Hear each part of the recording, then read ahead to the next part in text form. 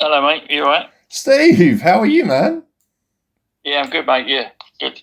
Whereabouts are you at the moment? I'm in Perth at the moment. Yeah, nice.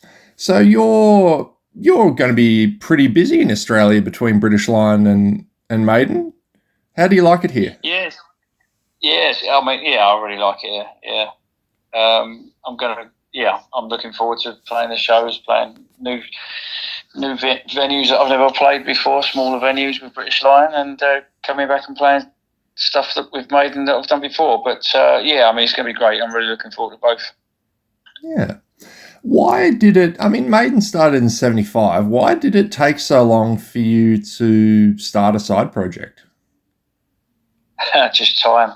I mean, there's no way going back probably 15 years ago. There's no way I could have fitted anything in because the timing and the touring and the album tour kind of thing that we were doing with Maiden. It wasn't until that sort of eased off a bit that I was able to even consider anything else. But I've been doing British Line for the last 12 years now, so there is a bit more time to be able to do things because Maiden tours are like 4 months or so rather than 7 or 8 months like they used to be. Yeah. What has it been like playing smaller venues again after obviously spending decades playing stadiums? Yeah, I really enjoy it. I enjoy playing all of them. I enjoy playing all types of gigs, but going back and playing clubs is really exciting. I like it. I always enjoyed playing clubs with Maiden back in the day, and obviously I can't do that with Maiden anymore. So doing it with British Light, and I get the best of both worlds. I'm lucky really to be able to say that. I mean, technically, you could. You could do like some kind of lottery in a Maiden fan club or something and just pack out a.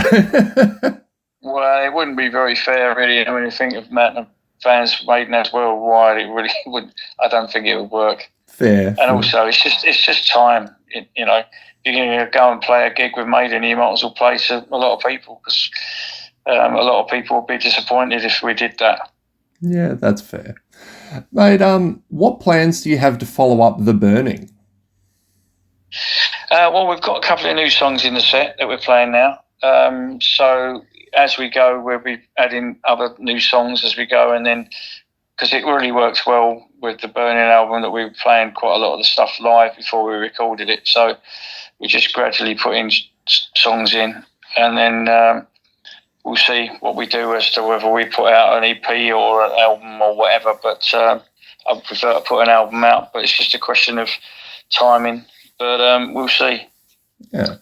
How does the songwriting process differ to Maiden? It's very different because with Maiden, well, I do obviously in the last few years I've done a lot of co-writing with other members of the band, but I still do a lot of writing on my own as well. Whereas with British Lion, it's all done with the rest of the guys. The rest of the guys, they drive the writing. They come in with the ideas, and I come in and put my icing on the cake, if you like. But it is what it is. Because so, I mean, it's difficult because if I come in with an idea, I'd be thinking, well, which band am I going to do it with? Whereas like with the British Lion stuff, as soon as those guys come in with an idea, there's no way I would. It's just going to be for British Lion. It's not going to be used anywhere else. So that's the way it works. Yeah. What kind of direction would you like to go on the next release, do you think? Just going whatever feels natural. I mean, the two new songs are a little bit different to what we've done before. They're still, short, sharp songs with melody, but they're a little bit different, I think. So it'd be interesting to see which way we go. That's the beauty of it with Maiden or British Line. You never really know what you're going to do next until you do it. Yeah. Uh, what were looking back over your early life, what were some of your formative gigs? Like, were there any particular shows that you saw as a punter and you were like, I want to be a musician? Well, I mean, I used to go and see bands, obviously, a lot myself. I used to go to all different types of venues. Again, I used to go and, small venues, big venues, large theatre type places, and even bigger gigs or festivals. So I'd experience as a fan of going to lots of different venues. And so, yeah, I mean, but I think really, I suppose one of the first things, when you're starting out, you just wanted to play the marquee club back in the day. That was the thing, and I ended up doing that with Maiden. So, there wasn't really any particular goals. It was just a question of really wanting to get an album out and trying to tour with it. And that's what I'm doing now with British Lion as well. Just getting around and playing to new people. Yeah. Have you, in your career, had some surprising fans? Some people that, yeah. Yeah, I mean, everyone's different, ain't they? Which is good. That's what makes the world go around. So, yeah, there's lots of different people from all walks of life that come to see Maiden or British Lion or both. And, just some very interesting people. Met some very different people over the years, different personalities, and some quirky, some not. And, everyone's got their own character, which is great. Yeah. What do you think is, without obviously meaning to criticise either band, like which band do you think is easier to write songs for, British Lion or Maiden?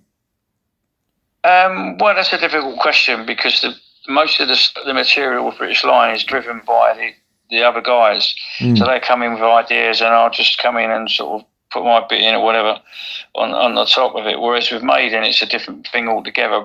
I do writing with the rest of the guys, you co-writing or whatever with Maiden guys, but I do, especially early on. And I suppose on the last album I wrote a fair bit as well on my own. So it's a different thing altogether.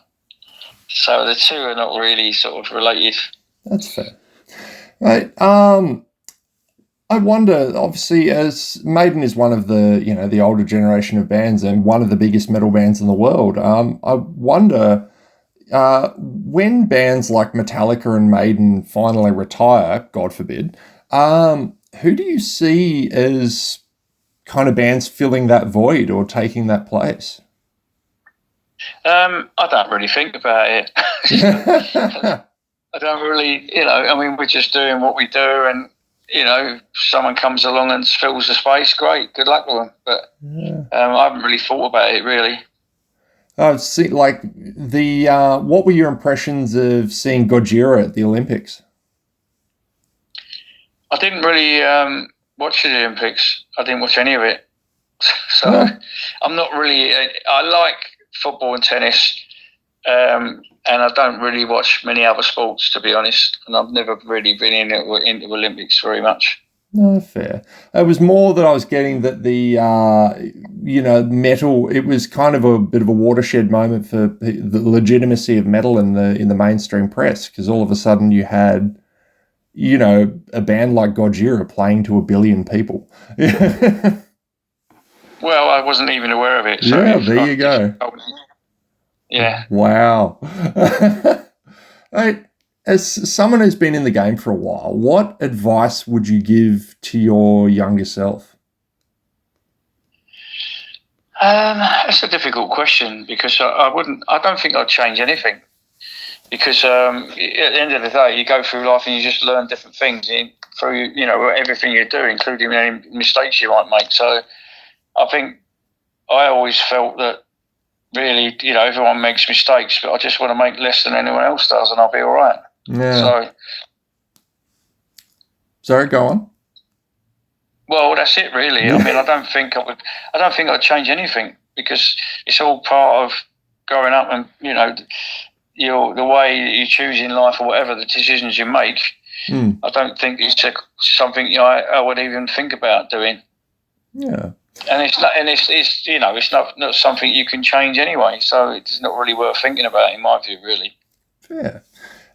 Someone who's been to Australia a lot over the years, what have been some of your best memories of touring here? Well, lucky for me, I've actually got a lot of family spread out over Australia and New Zealand, actually. So it's always nice to see them. I don't see them very often, so that's always a high point for me to be able to see family, and in some case friends, but mainly family. Yeah.